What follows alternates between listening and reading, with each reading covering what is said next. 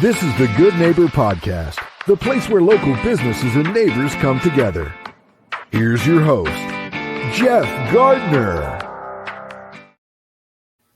Welcome to another episode of the Good Neighbor Podcast. Today we have another good neighbor on, Bruce MacGillivray of Imprints Barrie. Bruce, welcome to the show, man. Thank you for having me, Jeff. Yeah, I'm looking forward to the conversation. We know that you are part of the Barrie Chamber with my fantastic partner, Sean Preston. So I don't know, I didn't look exactly who nominated you to be on the show, as all of our nominations come from either past guests or the audience. I imagine it was somewhere in the networking world, as you're quite involved, but we'll get into that in a little bit. What we want to talk about right off the bat for the audience to hear is, what is Imprints Barrie? What do you do, Bruce? So what we do is we kind of help businesses with their branding for the promotion. So we do a number of different areas. So custom embroidery, custom t-shirts, the promotional products you might give to your clients at a trade show, the trade show booths that you would have set up, anything there to kind of get your business name and brand out there to kind of create that professional look. So we might have a tradesperson that comes in that wants to kind of have a uniform or professional look when they're going to visit a client. So we work with them to kind of get that image that they want to have when they're projecting to their to the customers or clients out there. Beautiful. I love it. We're going to get into branding in a little bit, as it seems you've heard of lead generation before. I have, yes. For marketing. Okay. So in the world of marketing, we have two main boxes. We have branding and lead generation, and they are both effective tools, but often confused and the wrong tools used for the wrong job. So you're in the world of branding. I want to talk about that in a little bit, but just so the audience has a really clear understanding. So do you do clothing as well? We do clothing. So everything from your golf shirts, ball caps, jackets, different types of garments you might want to wear. We're in that transition now to the warmer, cooler kind of clothing that people look at. We do high visibility as well. So we have a number of outdoor tradespeople that are looking at those items. Beautiful. And we are actually in the middle of a rebrand. So we do a number of things, and it can be a little bit confusing. We work with Best Version Media, and they do the magazines and the digital ads. They are designed for micro and small businesses upwards to 10 million. And 0 to 10 million is what they specialize in for annual revenue.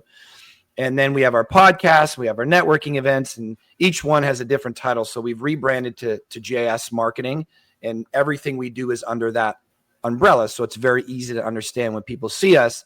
They see JS Marketing, home of the Good Neighbor Podcast, these magazines, digital ads, blah, blah, blah. And we need clothing. So my question for you is, Bruce, I see that you have a store. You're actually in a building, which I've been referred to a couple of people, and we've made some calls. We did some clothing back in the past from somebody in Barrie. Wasn't super happy with it for our Good Neighbor Podcast clothing. So now we're looking to step it up a little bit. And the issue that I had with the two people that I called, this just happened in the last 3 weeks. We had a photo shoot 4 days ago, and we were hoping to have the clothing by that point. So we started making the calls about a month ago. And the problem with me is I've been in the gym world for a long time. I owned some gyms before becoming a marketer and running the business with Sean. And so I have a strange body compared to mass-produced clothing. Shoulders are wide, arms are wide, and I have a fairly small waist. So the trying on of the clothing is critical for me. I want it to fit well. Can we come in there and try stuff on? Do you have some type of samples in the store?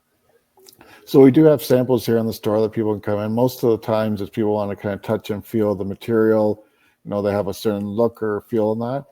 For a situation like yourself, what we would typically do is bring in the item. We don't have, every size of that. So we'd have it come in before we would decorate it for you and say, is this kind of what you're looking at? So if you've looked at the item and say, this feels like the right item, we'd either bring in a shirt for you to try on beforehand and say, is this the right fit that I'm looking at, before we go ahead and decorate it and then give it to you. And you say, this isn't kind of what I was looking for. So we like to do those steps beforehand, and kind of like that preventative care. If you do the items beforehand, then you ensure you have a better product that you're happy and proud of wearing when you're out and about. Okay. So after this call, we are going to set up an appointment because we need clothing as soon as possible, something that we can be really proud of. But we were just so shocked how many 3 of the 3 that we were referred to don't have a store and said they couldn't bring in samples. They said businesses don't do this anymore.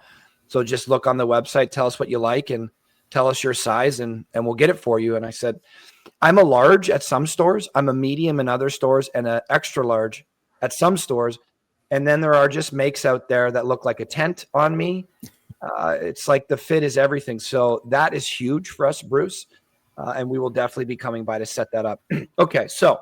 And what you mentioned there, that's not uncommon that we hear it, because you have your different sizes. You have, the modern fits and different ones. So it's important to do it, because it's unlike when you go into a retail store and you're buying a shirt, you can't bring it back. Once you've got your brand on it, it's not something you can bring it back and return, because the likelihood of you finding someone else has the exact same image and logo and everything is very small. Yeah, it's very rare. So once it's done, it's deckled, it's printed, there's no returns. So that's huge for us. Sean also has a unique body too. He's got a bit of that barrel belly. Guy likes his beers, and he's very tall. So I'm sure he'd be okay with me saying that. Sorry if you don't like it there, Shawnee boy. It's now on the internet forever. Okay, so on the business owner listening right now, I can get things like mugs, pens, clothing.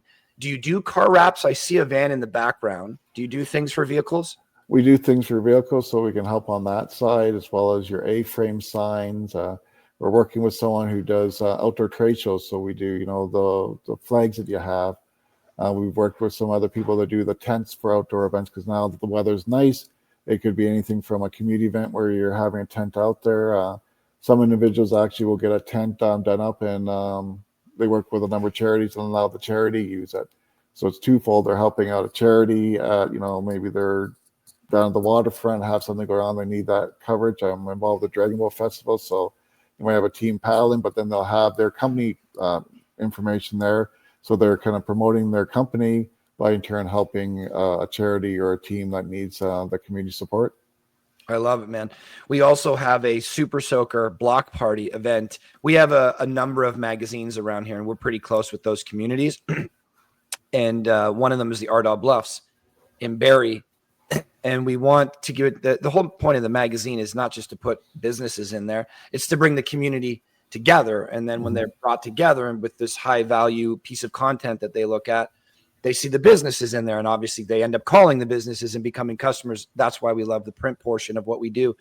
But we have a big event there in August. Last year was the first one. This year is the second one.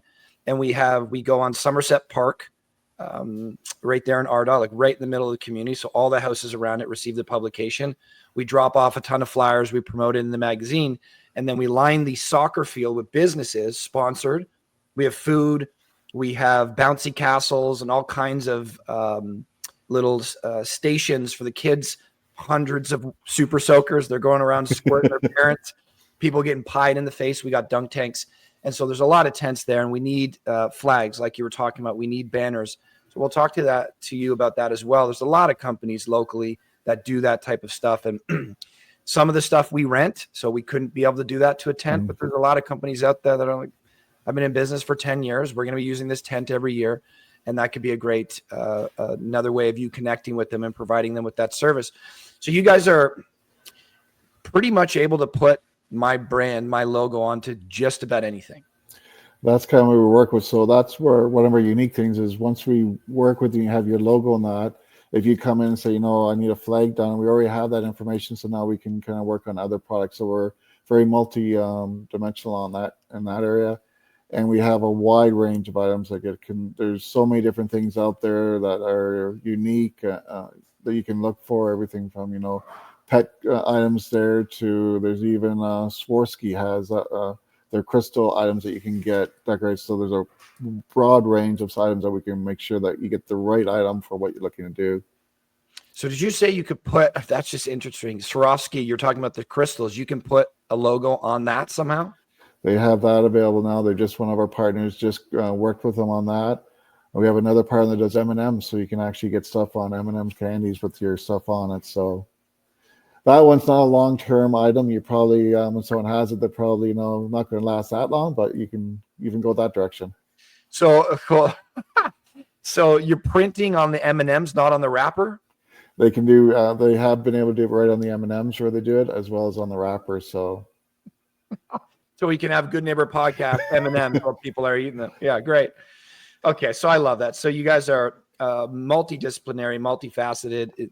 Most things you can print on. So that's key for a local business that is, any business that's maybe only doing a couple $100,000 a year. Like we try to talk to businesses, as I said, all the way up to 8 figures. And those are many different stages. The business that's doing $5 million a year in annual revenue for the last 5-6 years is very different than a one-person shop that's doing a couple $100,000.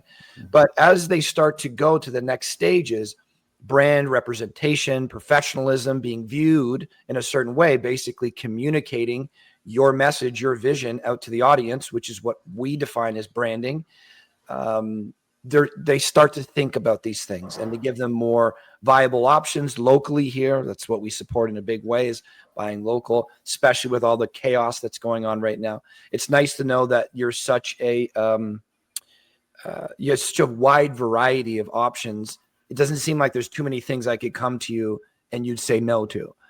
So that's a great resource for local businesses here in Barrie. We have so many different stages. Well, let's talk about the story here, Bruce. To me, I'm making an assumption, but it seems like you've been in this business for a while. We know that you own Instant Imprints. When we were having a conversation in the pre-show, it seemed like you had a number of employees walking around. So let's get the history. How long has it been around for? How many employees you have? And what brought you to doing this? Like, it's an interesting career choice. It's an interesting business to build. Well, it is. We're actually, May would be our 6th year. So we opened May of 2019.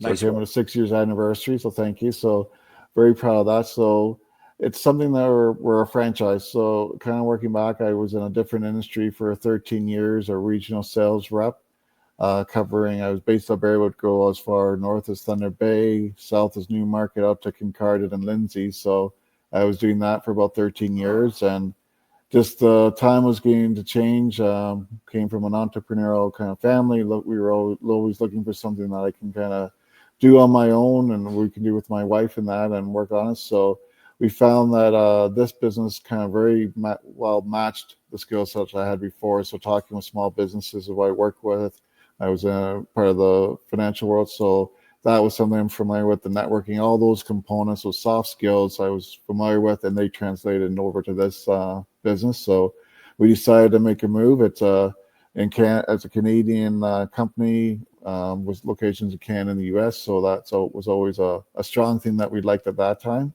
Mm-hmm. So we've been able to grow. I've got a person that does the production, so full-time, that works here in the background that does our production and graphics. So we work on it and trying to grow. So we've got a great staff from that side. My wife works with us. She has another job, but she helps out on the evenings and that when needed. And we've got, I guess, 1.5, I would say, official greeters.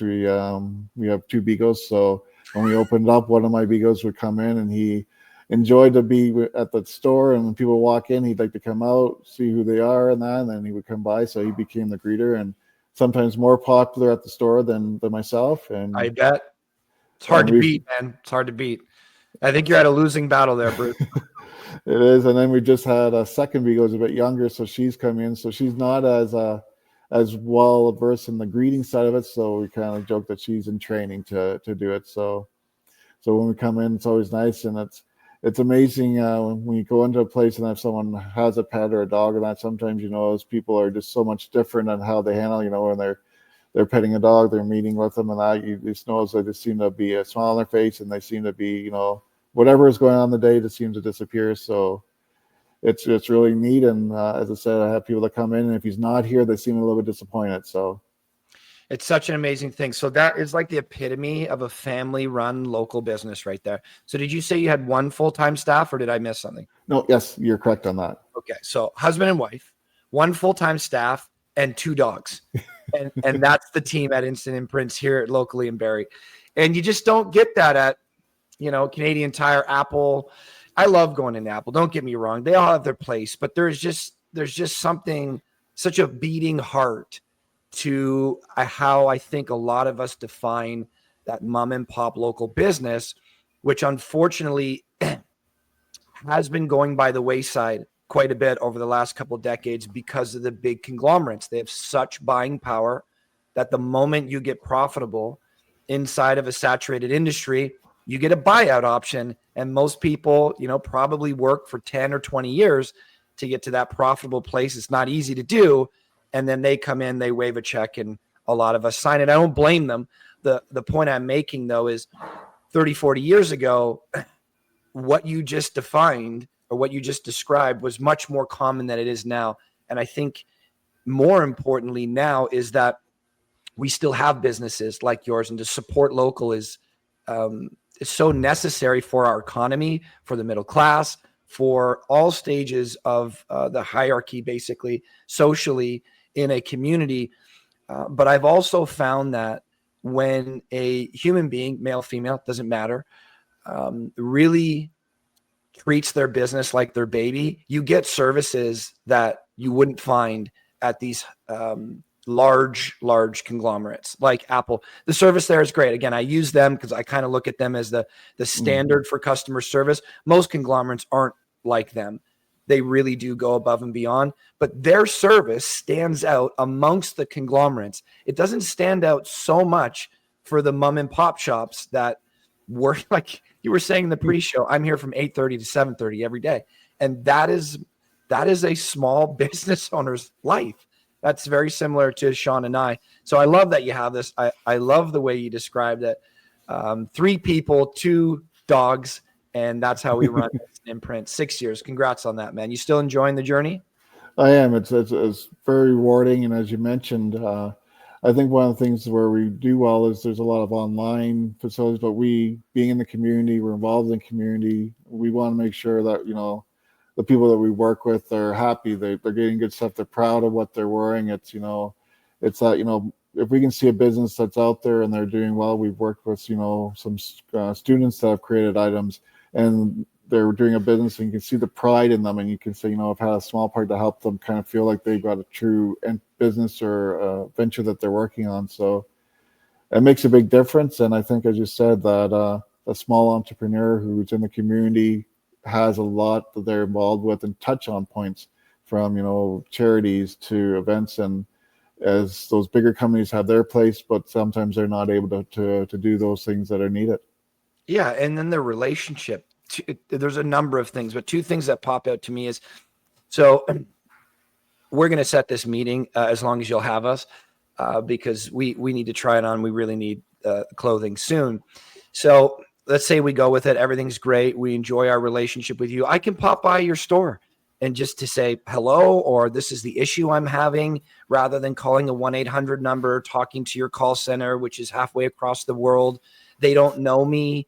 And some businesses will say, we do a lot of business consulting and we take a lot of courses, that the bigger the business gets, the more the relationship breaks down. So the more you have to really focus on solving the problem rather than leveraging the relationship. I don't disagree with that, but I will say the people that I want to deal with are the ones that have the relationship with me. No matter how good you're at community customer service, no matter how good the product is, if I'm speaking to one of your 30 team members, a different person every time, I don't know their name, they don't know my name, it becomes a less than joyful experience.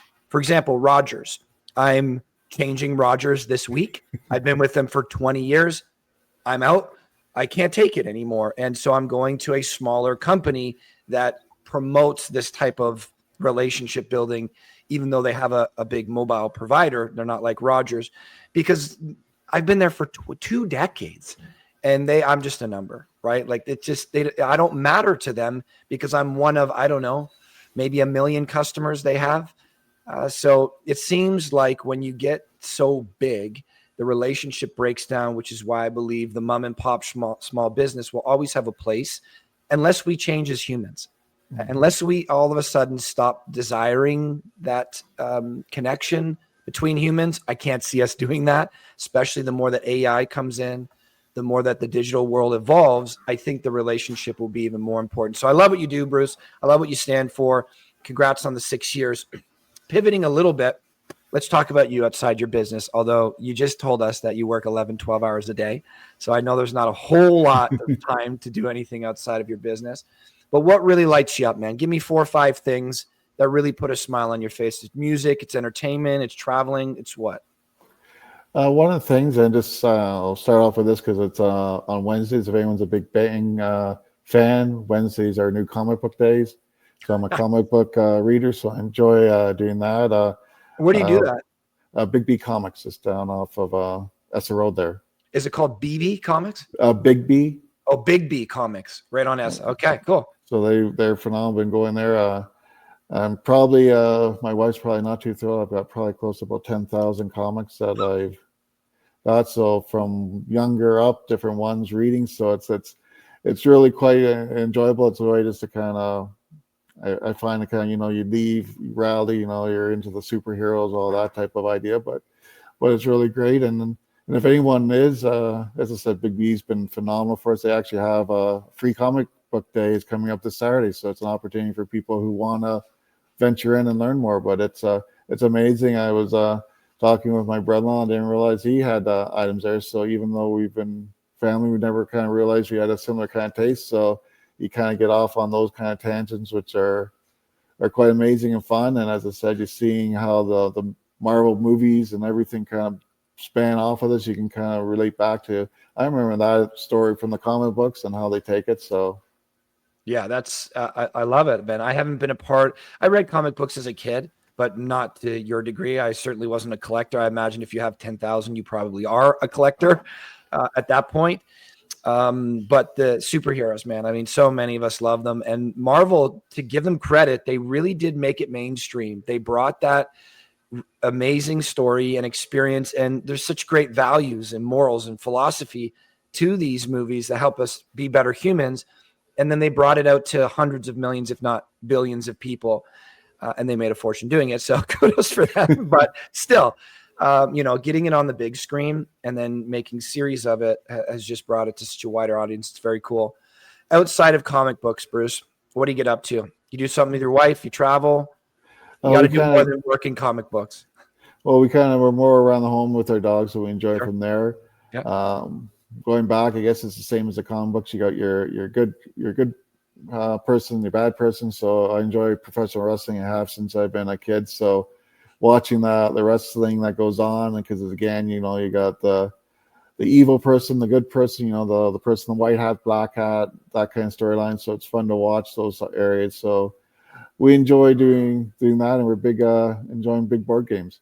So we've always had it whenever we get together, family or friends. It's various degrees of games, so it can be anything from Monopoly, which sometimes can be contentious when you're getting in the end, where people are trying to win in that, to just playing like trivia games, to your Pictionary. So we always enjoy doing that when we're together. So it's a fun way to getting together. And as I said, it's kind of enjoyable when you're getting there, because sometimes you get items where people have to get outside their zone, like doing a charade or try and do something, and it's fun seeing your friends that might be an engineer in real life, and now they're hopping on one foot trying to describe something to you. So we enjoy that.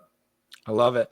And Sean's probably going to listen to this. At least I'm going to tell him about it. He's a big gamer. I love games too, but I mean, he takes my love for gaming and just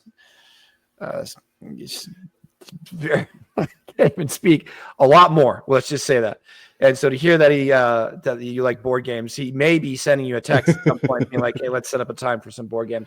But for me, a friend of mine was big into Monopoly. We were in Monopoly playing, and he was the follow the rules. So everyone wanted to put money in the free parking. If you land, you would get it. And he would be, no, you can't do that. It's not in the rules. If they wanted in the rules, it'd be in the rules. And it's like, well, they say, you can make it up as you go along.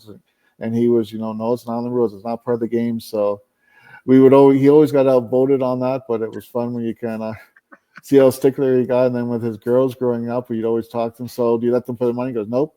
When I play with them, it's not in the rules. And we're going to play by my rules. I have the final say on this. And eventually they realized they could outvote him, and he ended up losing eventually. Good. Sticks to the textbook too much. Games are about having fun. Make them how you want them, as long as it's fair. But I think that's very cool, Bruce. So we talked about some fun stuff. We know what lights you up a little bit. And then we got a bit of a backstory on your history of your business. So we know what it does. We know how it can benefit people. Now, one of the things that we want to talk about a fair bit is I'm a big believer, and I would argue that this is a fact now. For me, anyways, it's probably been a fact this whole time, but it took me 38 years to figure out it was a fact. It seems like a fact to me that human beings grow much more through difficulty than they grow through pleasurable experiences. I'll give you an example. If I take a test that's really easy for me, 38, taking a grade 1 math test, and I get 100%, I may be somewhat happy about that, but it didn't challenge me. It's too easy. So if I just keep doing that same test every day, nothing is triggering my brain to say, you're not getting it right. You need to change. You need to go ask for help or learn something new to get to the goal here, which is doing well on the test. It's just telling my brain, you keep acing it. You keep getting 100%. Don't change. In many cases, I think we grow through discomfort. I think we grow more through hardship. I think we're designed to do it. Physiologically speaking, like our actual musculature and bones factually don't grow through comfort. They atrophy, whereas the opposite is true. A muscle grows through pressure, through weight, through difficulty, through taking it to its end point, essentially. I believe the mind, and if you believe in soul, heart, emotions, I believe that's all true as well. So we believe that here, that growth comes from discomfort, and to celebrate those challenges in a big way. It almost sounds cringy for me to say that, because a lot of people talk about online mentors, celebrate the small wins, things like that. And I don't think that's a problem. But the reason we bring this up is because we think too many people go through these hardships in silence and look at it as something that's shameful or not to be talked about. But it can be flipped to where you are going through a moment of challenge, which takes courage, which takes discipline, which takes grit, perseverance. These are all character traits of the people most of us look at as role models. When we look at those superheroes, courage, grit, perseverance, doing the very hard things, sacrifice. I think that's why we resonate a lot with them, especially the superheroes that don't have all the gifts. I remember a story about Superman you may know better than me, but I believe whoever created him when he first came out was basically unstoppable, couldn't be beaten, and no one enjoyed the story because there was no redemption. There was no, what is his kryptonite, essentially. And I believe that's why they put in his kryptonite, because now he had a weakness. So us humans can resonate with him. And I think a lot of us really resonate with that story. I bring this up because I think entrepreneurship is one of the hardest things a human being can do.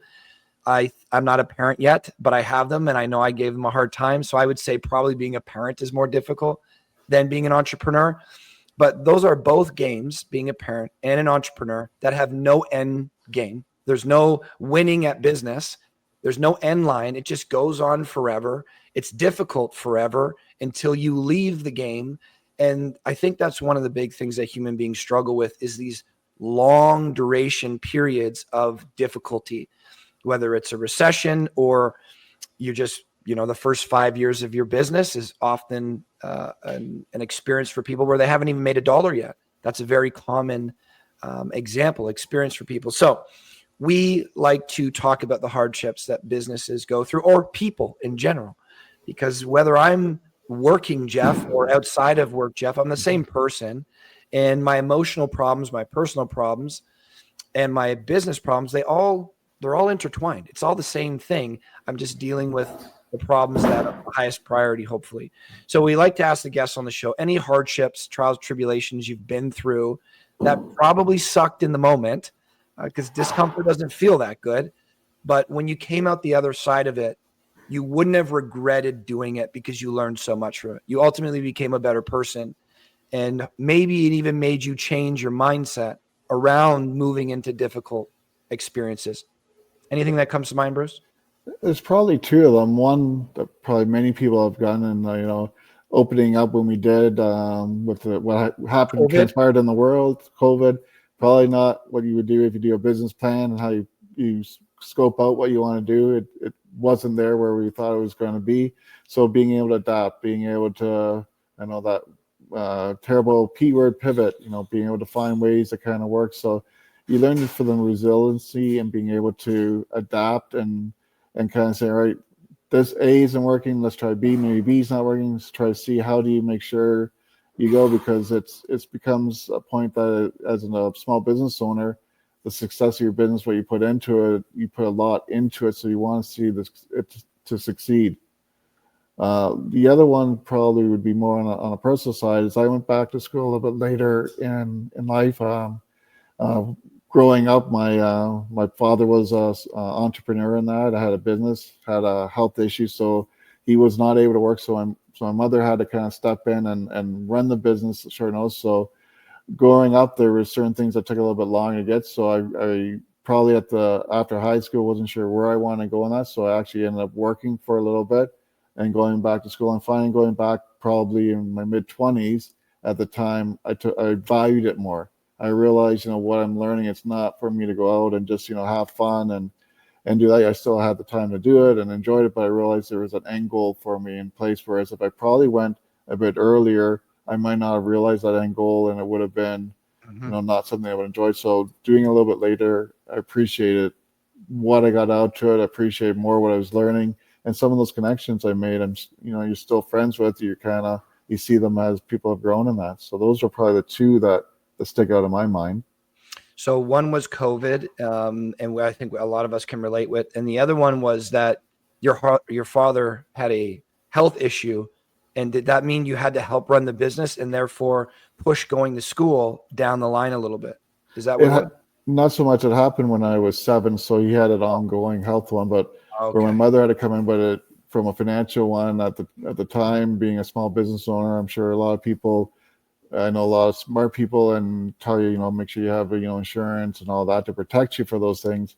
Back at that time when he was doing it, it wasn't something that he had. So it was struggles from a family as to how do we make ends meet. And, my father was a chiropractor, so it's not something that someone could step in. So it was just kind of going through it and having, seeing how my parents pulled together, worked through doing different stuff to try and get over the issue, and kind of putting the family first kind of stuck with me as growing up, as seeing, the value in the individuals, and that, sure, you can have the nice house and all the expensive toys, but at the end of the day, it's your family, it's the connections, the community you have that's ultimately going to make the difference. And, you can see people that would come up and be supportive. Maybe they're not, the person that you always think of as you're seeing every week, but when something happens, they're there to lend a hand, and that kind of helped mold me. So going through school and that, I think I realized the value of the money and investment going to school, and realized, spending that money on something I'm not sure where I'm going, I'd much rather go and identify what I want to come out with at the end, and take that time to work and maybe mature a bit, so I know where I can put that money, how important that would be. Yeah. And can we back up to COVID, and can you just give us one actual experience? It doesn't have to be a long one where it sucked. I imagine other businesses have gone through similar things or had gone through similar things during COVID, but rather than talking about it in a more general approach, which is fine, was there an intimate experience where, like, this happened? We had to do this. It really sucked, but coming out the other end, it changed us in this way. Is there anything that comes to mind from an actual experience, a story you could take us through that COVID gave you a hard time about? Well, where we did, I think, where it was important for us was at the beginning when everything was shut down and trying to find a work. We came up with an idea as to come up with some shirts that we could in turn raise some money that would go back to a community. So we had a design on shirts that were stronger together, kind of showing heart that everyone was together. So we kind of promoted that as a way for us to work for raising money, as well as to raise money to help support organizations. So we came up with that, and it was seeing the growth or the support of everyone in the community. Individuals would come out and they liked the idea. Either they liked the shirt and wanted to have that as a reason, or they realized, it's a way to help a business, help a charity. It wasn't a large amount. So we saw a lot of individuals that supported that for us. Even now, we still see people wearing the shirts around that, 5-6 years after the case, where they're doing it and they feel good because it had a positive message. But doing that, you realize again the strength of the community. I think that a lot of people don't take for granted, the number of organizations or where they're in, being part of the business community and different places like that. Everyone wants to try and support everyone else as best they can. I think Barrie has done well and being very supportive of organizations and charities and that, and trying to help out where it's needed and coming together. You think this with the ice storm as an example, when that came through, being what people did and how everyone kind of helped out. And I know being part of the chamber, one of the things that the chamber did was they actually did on a short notice day to help out with the oral area, the chamber getting water and blankets and all that, and the amount of people that came in to support another individuals you didn't know. I think that really shows the human nature and the positive side. There's a lot of things you hear on the negatives and everything out there, but it's always good to hear those positive stories of how people help out when a time when need is there. It's so true. It's so true. We take for granted what we get used to. But then life takes a dip, and that thing you were taking for granted for potentially comes to save the moment, like community in this case. I mean, I'm not going to get into politics, but I think it's a good example. I think it's a complete parallel right now. Look at what happened to Canada over the last little while, and look at how patriotic we've become. Look at how unified we become because we have one main kind of bad guy out there. If you want to go back to the comic books or wrestling, we should get him in the ring. But it's amazing how strong the community can be. So I love that. You couldn't work. You couldn't work in the traditional sense. People couldn't come to your store. I don't know if do you do online sales? We at that point didn't, but we created through Shopify something that we could create an online to promote. So that was again the adapting. We were originally based, our whole model was on people coming in being different from the online, and then when this happened, we had to figure out, well, people can't come in. How do we kind of still kind of operate to the best that we can? So the world shuts down. You start thinking we're either going to lose our business, I'm sure, or we figure this out. You make a shirt, promotional shirt, Stronger Together. Some of that money goes towards you. Some of that money goes to charity, supports the community, and you get an e-commerce website out of this problem. And this is the point that I'm trying to make here, is that when things are going well, we often get complacent. Our brain says, just keep doing the same thing. There's no reason to really get creative and start to stretch that mental muscle a fair bit. But it's when we get knocked down, like with COVID, that some of over 400 podcasts it's all been after COVID. And some of the stories we've heard, some of these people made their new business model entirely through COVID, and they're much better for it. It's not that I want to live in a world like COVID all the time. That was a strange and weird time. But when you push people to stretch themselves, to get creative, to try to solve bigger problems, sometimes through necessity, sometimes they volunteered to move into that challenging circumstance, like leveling up their business. We just went through an expansion, and it's been hard. New people, a lot of more variables. There's no more gears in the engine that we have to pay attention to, Sean and I, but we voluntarily chose that, and we're leveling up as entrepreneurs because we're solving bigger problems now. We're finding new efficiencies. We thought we were busy before when it was just a couple of us, and now a larger team. Yeah, it's taken that word busy to a whole new level. But I think that's a great example that a lot of people would resonate. Bruce, before we go, man, we've talked about your business. I think it's great. We're definitely setting up a meeting because we need some stuff, and I need to try things on, which you guys have. And there's only a handful of you guys in all of Barrie, I think, that can do that. We talked about your love of comic book games and community. I really got that. I appreciate you being so insightful and opening up the doors to us. Now I have my rules for life inked on my arm. I like to say I take life very seriously so that I can enjoy the heck out of it. So I have all these things, especially when I'm veering off course and being a ding dong, they're right there to remind me, because I have Post-it notes all over the place. Like they're right at the bottom of my monitor right now. I put them in my car because I want to live life a certain way. So they are here. And a lot of them really equate to, what do I want my impact to be? Who's the person I'm trying to be in this moment? because if I'm this person, it will do these things to other people. So some people think about legacy, and that's usually posthumously, that's after I've died. I won't be around to see that. So of course I want to leave the world better than I found it, but I won't be around. I'll be dead. And I don't know what that looks like. I want to see what my impact is now. I want to be a certain type of person now. I want to affect the world in a certain way now. And it's one of my favorite questions that I get the privilege to ask other human beings is, what do you want your impact to be, Bruce? What are you doing all this for? For me, it comes back to that community, that being involved, giving back. Been fortunate in a number of areas to see that I can be help. It's always, I guess, that golden rule, do unto others, you have them do unto yourself. That's where I look into it.